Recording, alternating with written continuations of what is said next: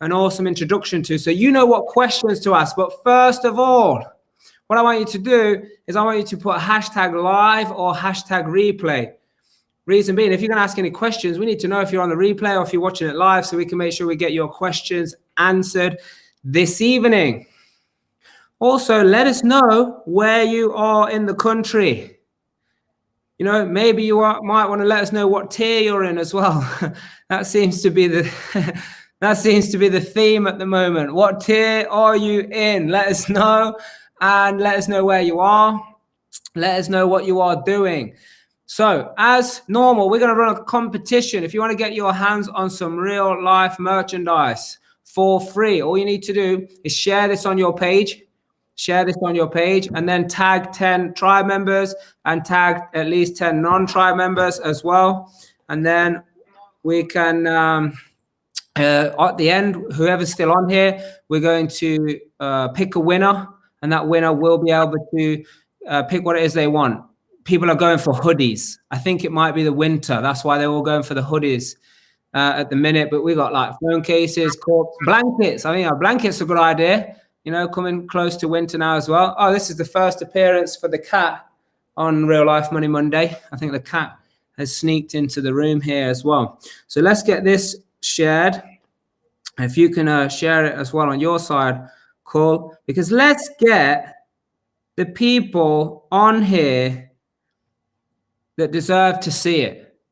Yeah, because, yeah, Trisha, if you can start sharing it as well, start tagging a load of people in here as well. Because what we're going to be sharing today is super, super important and an integral part of making sure that you're in the best place to generate more happiness, more progress, better relationships, better communication, better leadership skills, which in turn is going to grow your income. It's going to grow the game, the size of game you're playing, the amount of adventure you have in your life, your business, your career, whatever it is that you've got going on. And give you the confidence, like how do you get through these tough times to be able to have the confidence to go on and do bigger, better, more powerful things. Good to see you, Rima. So if you start tagging some people, Rima, and everybody else, we can get this going. Because Kul has got some fantastic, he's got a fantastic story, a fantastic background, which we're going to hear about shortly. But imagine 30, I think it's 35 years now, is it Kul? It was 35 years in the police. 32. 32 years. So over 32 years making his way through all of that structure in the police forces and leadership roles, dealing with, high intensity situations, operating inside that structure of the government, which has its own challenges, I'm sure, as well as wanting to be able to personally give everything that you've got. And has gone on now to be coaching and mentoring many business owners, many CEOs, many people in the areas of mindset. This is what we're going to be loving. This should be called Real Life Monday, Mindset Monday today. But it's Money Monday because let's face it, Kul, it's the money what hooks people in, isn't it? That's what people think about first and foremost when they think about success, isn't it? That's what they do. Well, I suppose when they do it like that and they say, money is the success, it's the only thing people measure. It's the only thing people measure. But today we're going to be going a little bit behind the scenes. So how do I get live on this thing here? Yeah, let me get live on this. So we're going to go behind the scenes here on what actually it really takes to do anything in life, whether it be around your money, your business, your marriage, relationships, like everything. We were just talking before and we were just saying anything that you want to bring into the physical world. So the adventure, the happiness, the joy, the money, the business, whatever it is you want to do has got to come through your mind first. So people can, ask the right questions and interact accordingly. Kul, just give us a bit of a background, who you are, what your experience is. Well, yeah. And firstly, thanks very much for having me on the show, Mark. It's a huge honor to be here. So my name is Kul Mahay. If you don't know me, you've not come across me, I can see some familiar faces being tagged in there already. I spent 32 years in the police service, joined at the tender age of 16. It was like my number one passion from the age of 10. That's all I ever wanted to do. My passion was so strong that when I tried to apply to full-time cadets back in those days at 15 and a half, I failed 26 times with 26 different police forces. I was born and bred in Wolverhampton in the West Midlands, and I finally got one force up in Derbyshire to say, yeah, hey, come on in. And that's sort of where I've been ever since. When I joined the police service, it was not the police service that it is today. You know, I joined like a year before the miners' strike, if anybody can remember that. You know, I very often describe that I was like a brown speck in a sea of white. So I joined an organization that wasn't used to having people of color in there. I joined a community that never had any brown faces in this mining community that I first went to police.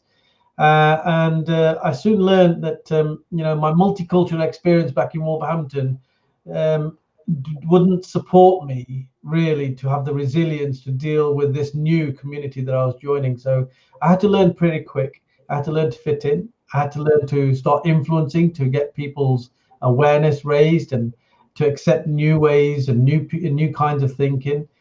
And I realized that the only true way that I was ever going to change the culture within the police service is to, you know, go up through the ranks and change the culture myself from the top, which is became a bit of a mission for me, to be honest. I was a founder member of the Black Police Association, both within Derbyshire. I was the first vice president of the National Black Police Association. We had a lovely little office in the old Home Office. I met with senior politicians on a daily basis, sat down with cups of tea with Home Secretaries to change national policing policy. And all of that was done in my spare time on top of a very busy day job. But it demonstrates that when your passion is strong enough, pretty much anything is achievable. Awesome words. So what was it that, you know, why the police in the first place? You know, you said 16 years old, right? Yeah, 15 and a half when I finally, you know, started doing the applications, but 16 is when I joined.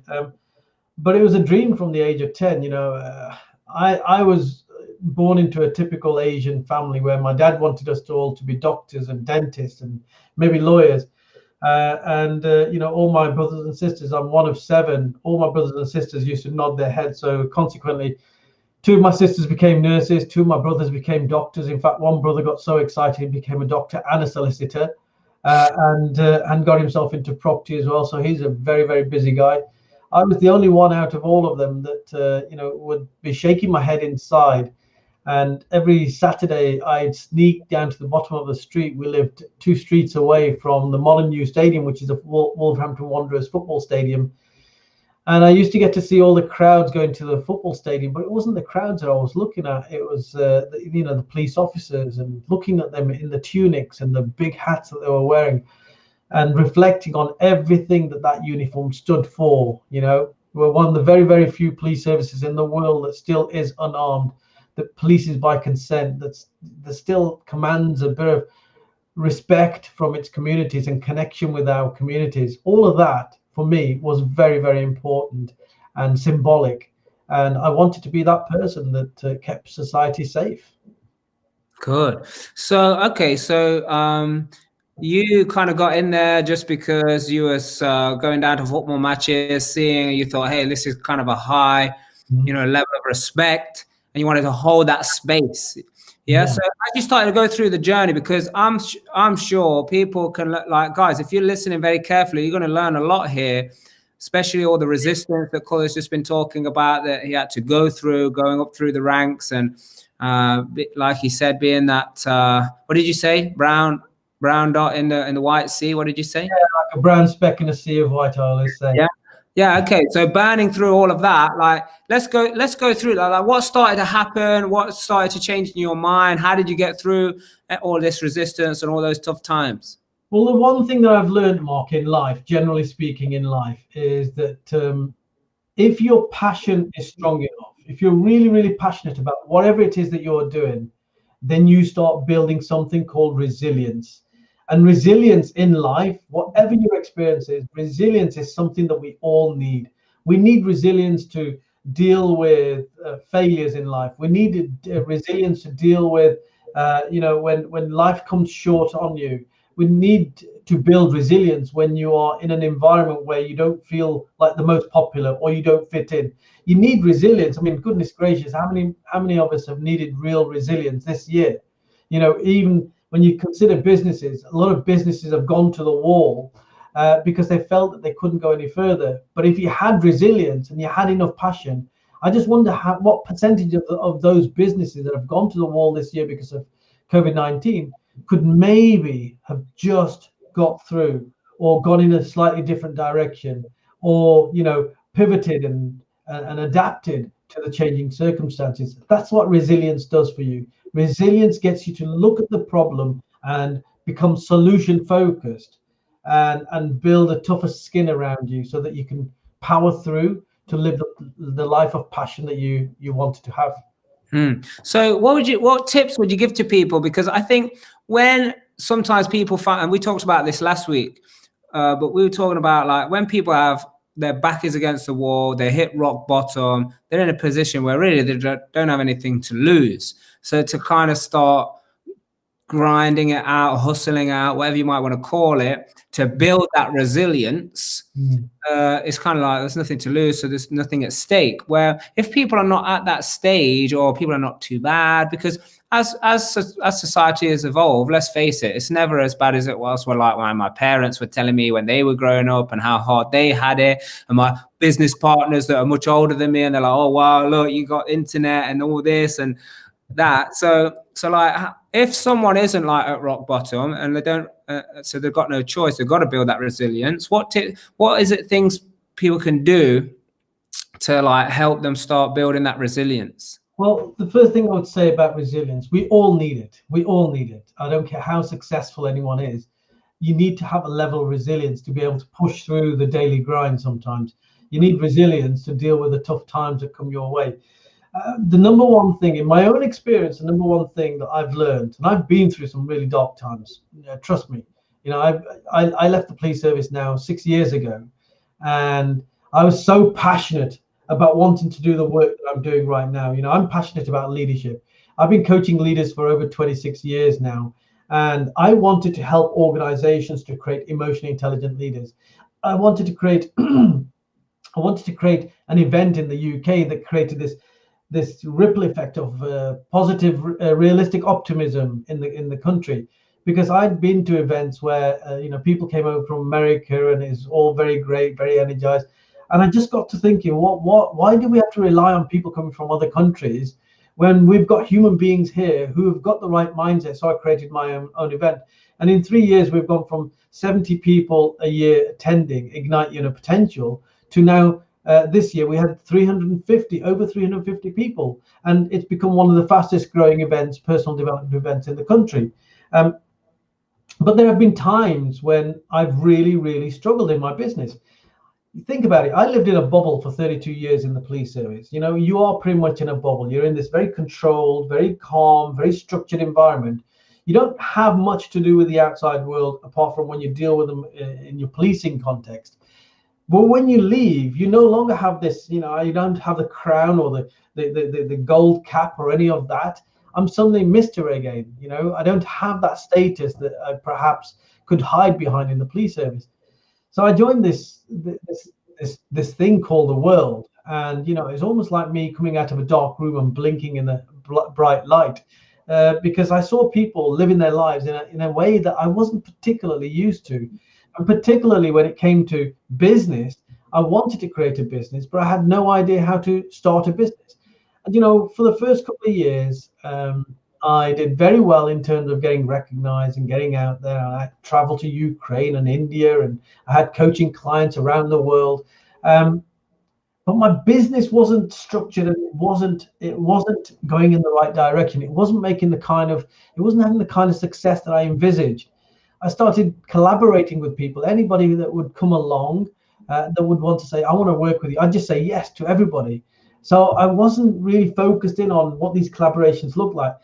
Because I worked in a very disciplined environment, I was very self-disciplined. So if I collaborated with someone, I'd end up doing all the work and then look over my shoulder, say, hey, what have you done? Are we ready to launch? And they hadn't done any work for several months. And I got so frustrated, Mark, that I ended up closing my business down. And that was the first time in my life, I think, where I wasn't resilient. But do you know what? Within like a matter of a week and a half, maybe 2 weeks at most, my wife said to me, is this your level of passion? And I questioned myself, and I started my business back up again. I created a new company. And since then, we've been smashing it. We get to work now in all kinds of areas of leadership. I specialize in emotional intelligence. I've created special programs.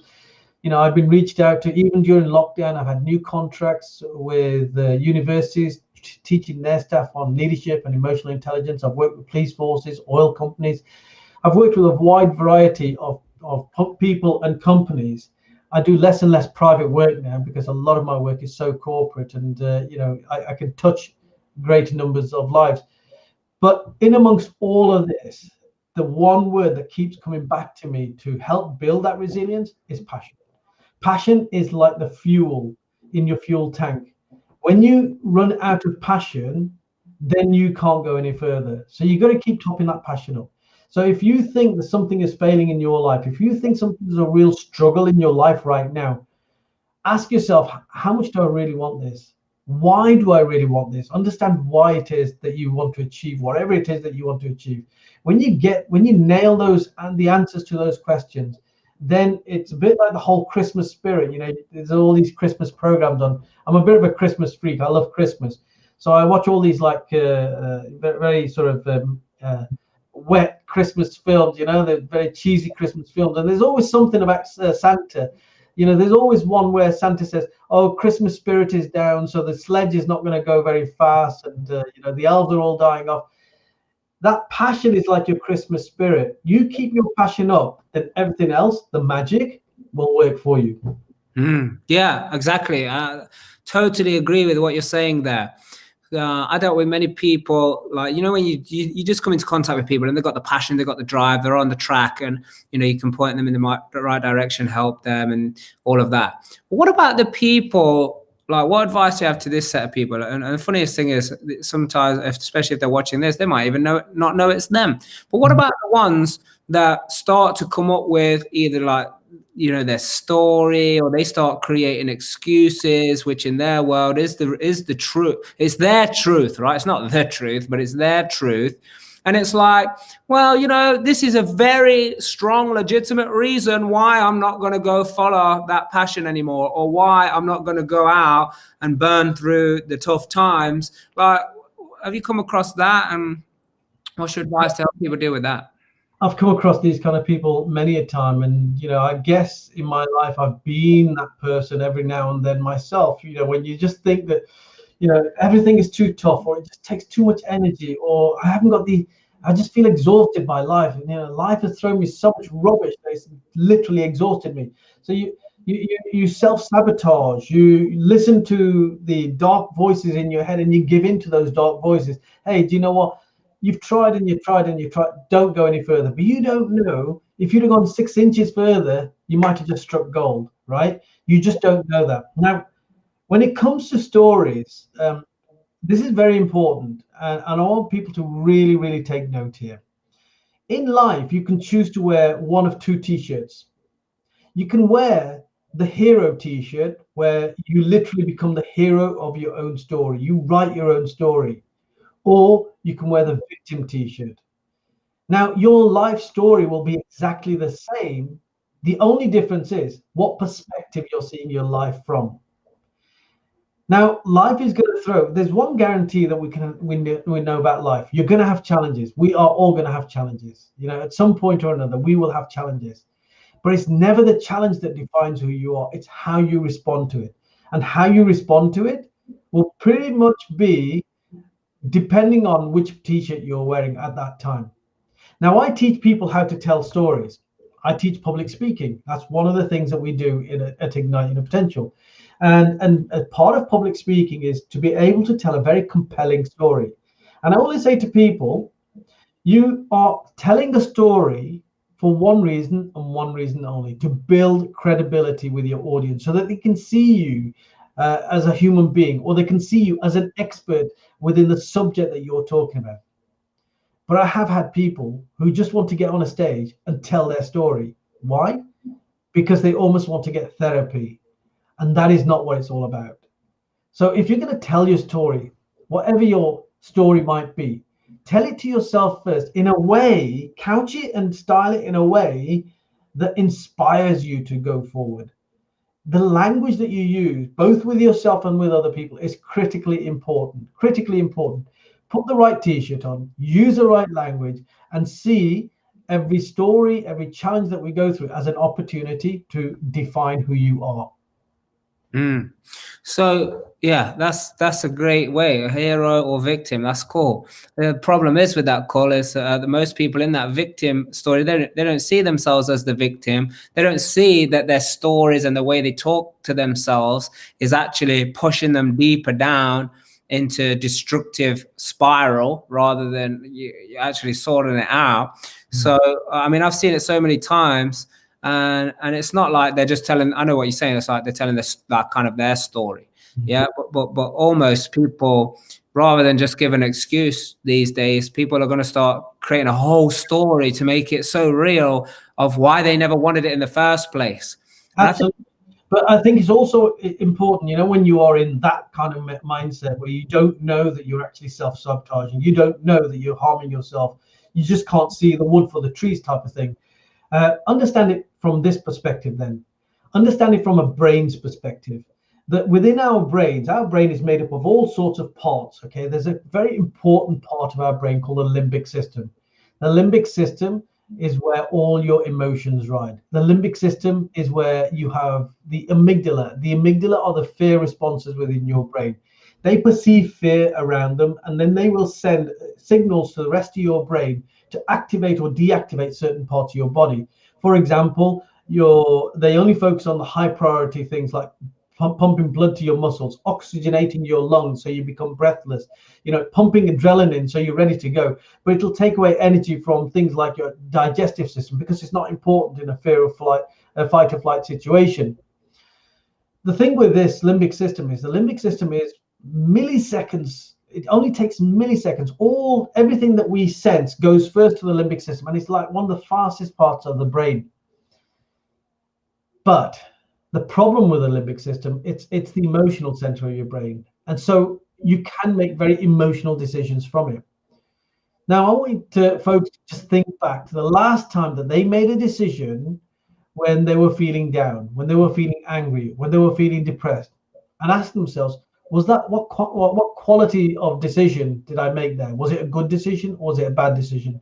Do I make my decisions when I'm in a much more focused or happy and confident mood, or do I make better decisions when I'm depressed or sad?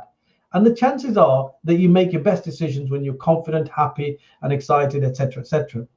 Now, there's another part of the brain that we all need to be very, very aware of, and it's called the frontal lobe, prefrontal cortex, and it's just here where your forehead is. Now, this is one of the most powerful parts of the brain, but it's slower than the limbic system. In the prefrontal cortex resides your ability to make logical decisions, rational decisions, to control your body, to actually, if you focus on a certain part of your body, there's some research out there saying you can actually heal yourself by just focusing in on certain areas.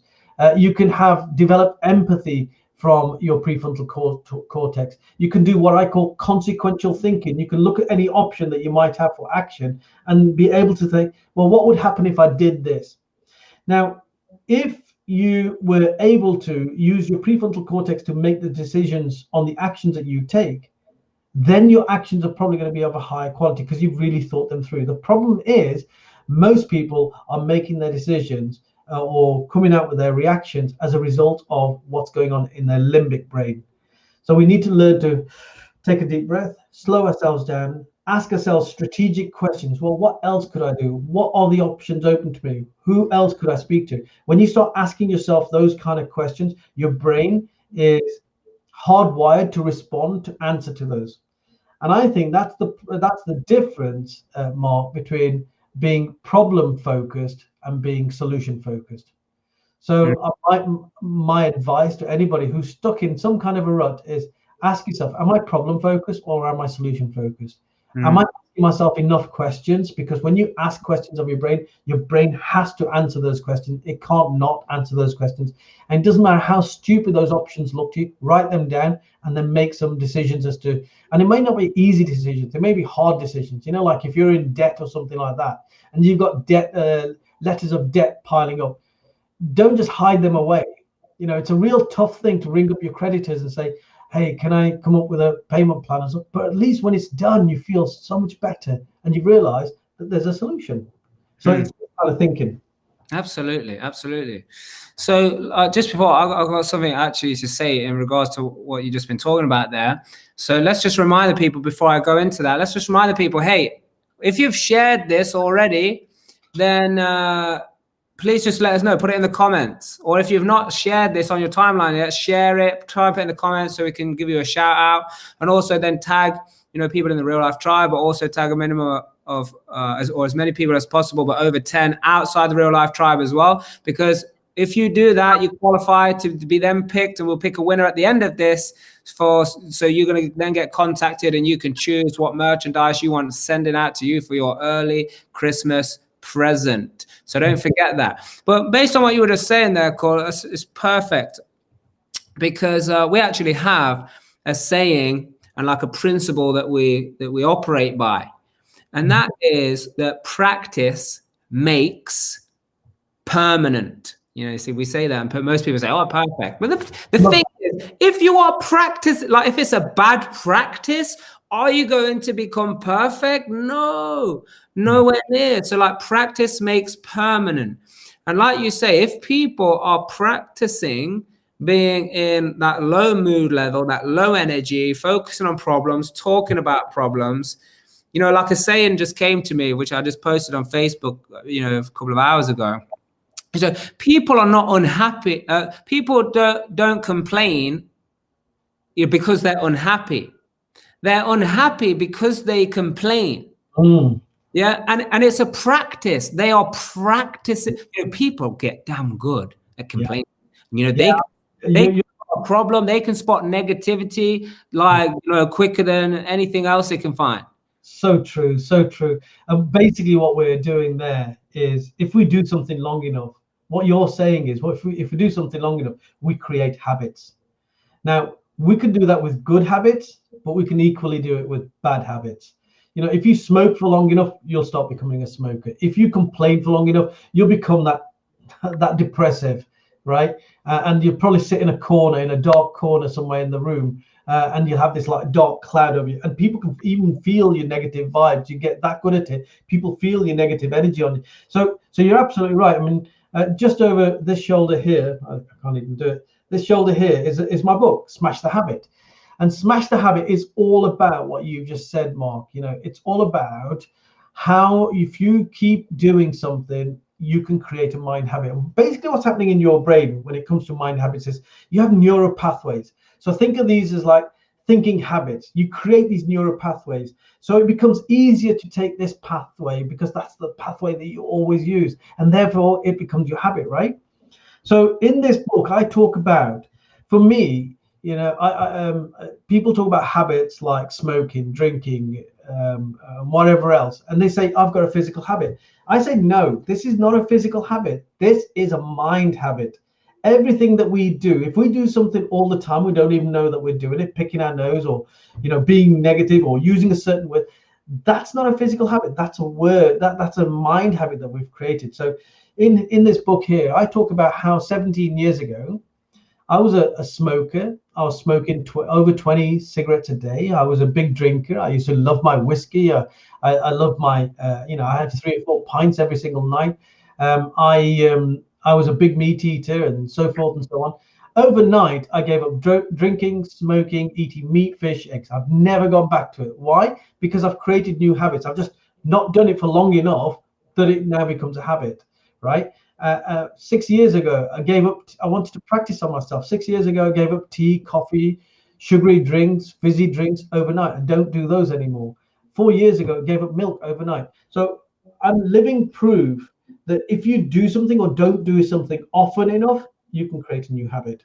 And what you're talking about, about the negative mindset, that becomes a habit. You become like the person that's always negative.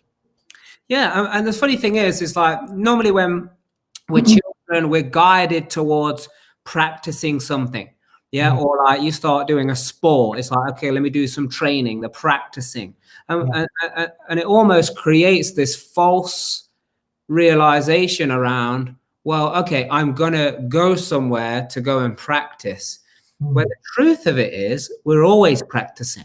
Absolutely. We're always practicing something. And the thing is about those habits as well, it's another illusion, because I believe there are some things that when you can, let's call it a good habit for now. Let's say it's a good habit that can speed things up. Like driving. I get in the habit of being able to drive. I get in the habit of being able to do things in my house, like get ready and shower and brush my teeth, so I can do it quicker. And the reason I can do it quicker is because there's a habit there. My brain knows, what to go on to next and all of that good stuff. But I did hear this saying a while back, just really got my brain thinking. So, there was a guy asking this, I forget the guy's name. He was an Indian guy, begins with S. You might know him. But anyway, someone was asking him, so how do I stop this bad habit? Or like, how do I stop bad habits and replace them with good habits? And he actually posed a question. He was like, what is a good habit? Is there such a thing as a good habit? And the long story short is, what he was saying is, well, actually, any habit, there's no such thing as a good habit, because if it is a habit, you're actually on automatic. Absolutely.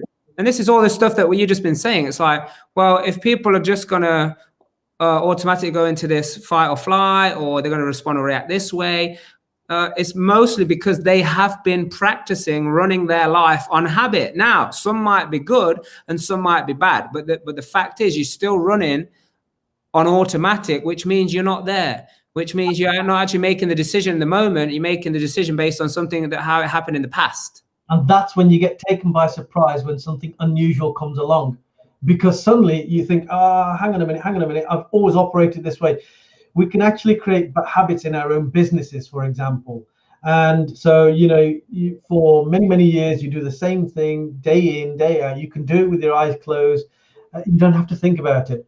But something like coronavirus hits you and lockdown comes in, and you think, and you find yourself that you can barely breathe, let alone speak or think, because you now have to do conscious thinking. And many of us struggle with this concept of conscious thinking. I want to just talk about 4-quadrant thinking. I have something called 4-quadrant thinking. And I think most people only live in the first 2 quadrants. Some people go into the 3rd quadrant, and very, very, very few people go into quadrant number 4. And quadrant number 4 is where all the magic happens. So quadrant 1, basically, there is stuff that we all know about ourselves that everybody else doesn't know, right? We all have that. We all have our little secrets. We all know our little foibles that we don't want to share with the rest of the world, and that's fine. I call that quadrant 1. I call that your secret quadrant. Then you have quadrant 2. Quadrant 2 is all the stuff that you know about yourself that everybody else knows. Like, everybody knows about me now, what I've chosen to share today, because that's in my open book quadrant now. Everybody else can see it, they've heard me, etc., etc. And likewise with yourself. Then you have the 3rd quadrant. The 3rd quadrant is stuff that you don't know about yourself, but other people see in you. Now, you can find that stuff out if you choose to go on the journey to find that stuff out. And in order for you to find that stuff out, you need to ask people, hey, how do you see me? Hey, tell me more about myself. And that's called feedback. That's why feedback is so very important. And you will grow as a person when you see yourself through somebody else's eyes. And then the 4th quadrant is what other people don't know about you and what you don't know about yourself. And that, for me, is your secret quadrant. This is the quadrant. Sorry, your hidden quadrant. And what happens in the hidden quadrant is that's all the potential you've got. You're not practicing at the moment. You're not exercising it because you're not getting out of your comfort zone. You're not even stepping out to see, hey, will this work for me or not? So that's why my business is called Ignite Your Inner Potential, because I passionately believe that every single one of us has got this dormant fourth quadrant in us that we're not practicing. We're not going in there. It's like this locked room in our brains that we are too scared to even open the door to because we're scared of what might be in there. But what might be in there could be amazing. Yeah, for sure. So we were talking about it a little bit earlier, and I was admiring your T-shirt. Just shows your T-shirt. So it's a look. What does it say? It says, "What you think, you become. What you feel, you attract." Yep. You know what? You know, like there's this whole, especially since that book, The Secret, and then there was like a film or documentary, whatever you want to call it. I think even now there's a new film as well, Dare to Dream or something. It's based on The Secret, probably a little bit better, but still. Now, I watched this stuff knowing how it works. And we were just talking about it before. It's like we are people who practice what we preach. I mean, I don't have nothing to hide. I'm a totally transparent person. People who know me, they know how I live my life. They know, the rules and the principles that I live by. So the challenge is, when people start saying, yeah, I know that. Yeah, I get it. Oh, I seen The Secret. Oh, you mean that law of attraction thing? Oh, yeah, that good stuff. Yeah, I get. Oh, yeah, that's how it works. And they even start maybe reeling off some of these phrases like what's on your T-shirt there. Now, what I'm starting to see, like, how can we help people, Kul? How can we help people who might have like gone into a bit of a daze or a trance around this because they're doing it or talking about it almost as if, oh, hey, once a month I say, oh yeah, that law of attraction thing, and people are like, they want to take responsibility and ownership for it when things are great. Yeah. When something good happens, it's like, yeah. Law of attraction, yes, and they go, yeah, but when like someone crashes into them, or someone like don't like the post guy, the guy delivering your parcel just chucks. This happens to me, just chucks it over your fence because they can't work out how to get into your gate, or they're late, or like. Especially these days, people in property are like, oh yeah, because of COVID, they can't deliver this. I'm rare, and now in that situation, they want to be like, well, it's because of that situation. That's why that happened. Oh, that person got it wrong. Oh, yeah. That person let me down. The problem here is if we're not owning our lives, we'll always be blaming other people or other things, won't we? And this comes back to the whole sort of the mind habits that we create. You can get yourself into a mind habit where it's always somebody else's fault. But when it comes to taking when it comes to good things happening, you accept them. I'm going to give you a prime example because this can happen to anyone. I'm going to give you a prime example of a person who is doing that right now. So because I'm into leadership, I watch leadership all the time. I've been watching how different governments around the world have been dealing with the coronavirus, but I've also been watching the American elections avidly. I'm like researching it every single day. And you look at the rhetoric that Donald Trump is using. Now, when the things are going good, he takes all the credit. He doesn't even mention his team. It's, I did this. I'm the best president ever. I've done this for you. I've done this for you. When the going is good. But when the going gets tough, like the elections and he's losing, then it's everybody else's fault.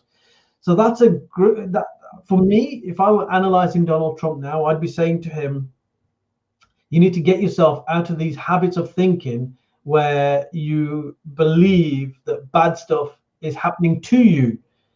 You need to understand what responsibility or what role you're playing in having this bad stuff happening to you. And only then can you start moving forward to see, how can I make this bad stuff that's happening to me now good, because I can learn from that to move forward. So there's all of this. I love the way your cat is just resting on the shoulder there. My cats don't do that. I've just noticed it. But it's about Money Monday appearance. She's very happy there, isn't she? But it's all this kind of stuff, isn't it? That people get themselves into such a state where they want to blame the outside world or circumstance for things that aren't going so well. But when things are going so well, then they'll say, yeah, that's brilliant, and I did all of that, and so forth and so on. Yeah. And I think one of the principles that kind of helps with the confusion of it is, like, it says it very clearly right there, what you think you become and what you feel you attract. And it really is what you were talking about before. And some people started commenting about mood level, about energy, about positivity. And some people might even want to chip away at the people that are positive. Yeah. And don't get me wrong, there's some people who's like, hey, only share positive things. They don't share the challenges. And listen, that may be true. It may not be true. But what I'm talking about is how you're feeling is going to attract the people, the situations, the circumstances, the events into your life that are going to make you feel the same way. And I think where it gets challenging, and I'd like your input on this and your opinion, where it gets challenging is people might be in a good mood, yeah, for a period of time, and something then not so good happens, and it makes them feel, not so good, negative, or like triggers out. Like people have been using this word like trigger, or it triggers me. Yeah. So in that scenario, they're like, oh yeah, well, how can it work? And I was feeling good at that time. And it's just like, well, like, how do you feel most of the time? How are you been feeling before?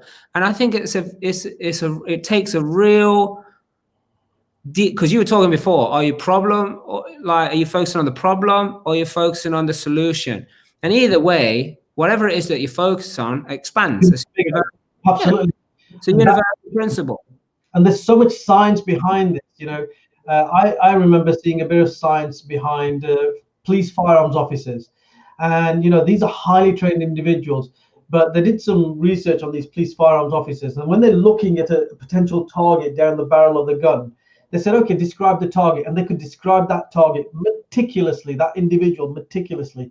And it says who was standing around them, and they couldn't remember who was standing around them. So we get into what we call, we get into focal vision, i.e. only look at the problem. You get a magnifying glass over, you get your magnifying glass out, you just look at the problem, and it gets bigger and bigger and bigger.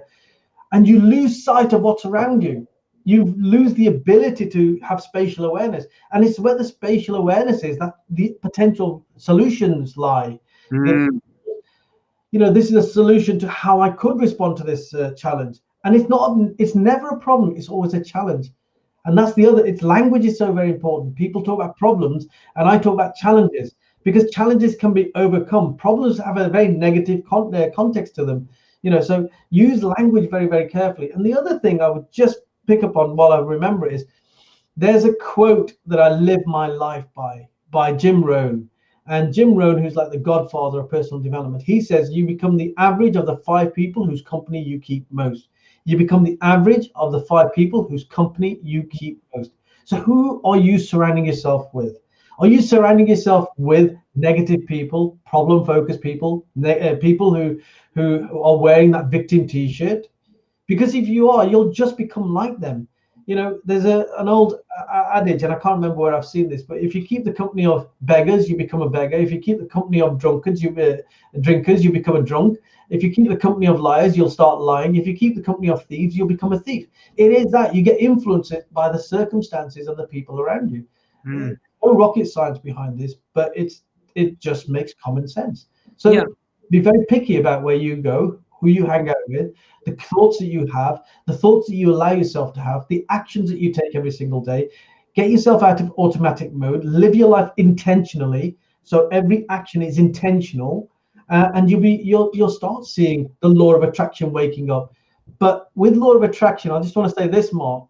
So many people think about law of attraction and they think, hey, do you know what? That means I can lie in my bed every single day. I can think it, believe it, achieve it, and dream it, etc., etc. And it's all going to come to me. The universe is going to deliver. Well, it ain't. Because unless your actions are in alignment with your thoughts, your dreams, your aspirations, whatever, the universe will always be confused about what you want. They'll say, well, you're thinking one thing, but you're doing something else. So I don't know what you want, right? So there's a within the title Law of Attraction, there's a clue, and that word is action. You have to take consistent action in the same direction as your aspirations. Yeah, and that's the thing about what we were talking about earlier with people who want to say, yeah, law of attraction worked for me when it's going good, but not want to blame somebody else or something else when it's not going good. And that focusing, whatever you focus on is going to expand and become bigger. So focusing on the problem, that doesn't work. Focusing on the solution, or sometimes, that can actually then take you back to the problem. So you're focusing on it again. And it's actually, with this whole blame thing, or complaining or justifying excuses, it takes all the attention, because that's the only reason people do it, is to take the attention off them.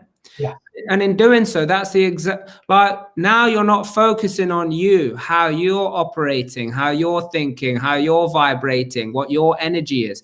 And when that doesn't happen, now you, or your awareness, is not growing, because you're not focusing on that anymore. You're focusing all the time on looking at blaming someone else or pointing something in some different direction, which you think is fooling the people, but actually it's fooling you. But when people practice that, they just, like you say, it just becomes their way of life. Yes. Yeah. And that is a funny thing, how people say, the 5 people you spend the most time with. I think what you said after that is more true of around, like, what's their energy? What's their mood level? Because, to be fair, look, the most people I spend the most time with is my kids. So I can't have the average income of my kids, because that doesn't work. That doesn't make sense to me. And what you're getting from your kids is the energy. Exactly. So you have to go that level of deeper thinking. It's not all about the money. It's not all and we had this discussion before we started. People define everything success with money. It's not. Success for me is about a balance. If you were to, I very often use a very old coaching tool with lots of my clients called the Wheel of Life. And I said, draw a circle, separate that circle into maybe 8 segments, and write within those segments all the important things that are there in your life: your health, your wealth, your kids, your family, your cats, whoever it might be, whatever it is, spirituality, etc., etc. Now be honest with yourself and say, if 0 is at the center and 10 is at the circumference, mark for each one of those where you actually are. How much energy are you giving to that task or that situation? And you'll find that everyone's wheel, when they color them all in, is imbalanced. So for me, true success is about having balance. And the fact that you're getting beautiful energy from your kids, and I all this year I've literally spent my time being in the house by myself. My wife's a teacher, so she's out and about. But I've got my 2 cats, and we've had them since they were kittens this time last year. They've grown up, but I get so much great energy from them. I'll smile because they'll come into the office, and one will sleep right next to me, one will sleep on the desk. You can't get better energy than from children and from animals, right? And that's what keeps me buoyant. Because they haven't been conditioned and programmed and been made to play small.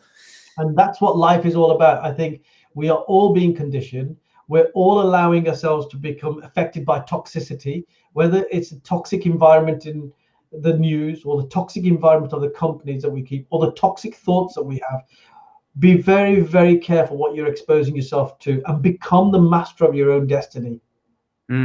Yeah, I think there's toxicity in all the areas. I mean, you could have gone on to say, physical, or the physical toxicity, the financial toxicity of the lack of real financial education. And I like to say, all the people that come on here as well, we always like to talk about it and never know who's watching. But real life, we're creating a foundation for children, and it's to provide them, what we call real education. Yeah, this is education on the areas that are super useful to them, like communication and mood level and energy and relationships and like what to do with money management, investing, and all of this good stuff. Yeah, and the way that we're doing that, I mean, we run, various different charitable things that raise a few thousand here and a few thousand there. But the big injection that we want to have into the foundation is we're doing a free property deal. Yeah, so the free property deal is like various people are just either chipping, like people are either donating money for the project, or they're investing money and they'll get their money back, but with zero interest, so they don't make any money on their money, or they're giving some kind of service or some kind of part in the deal.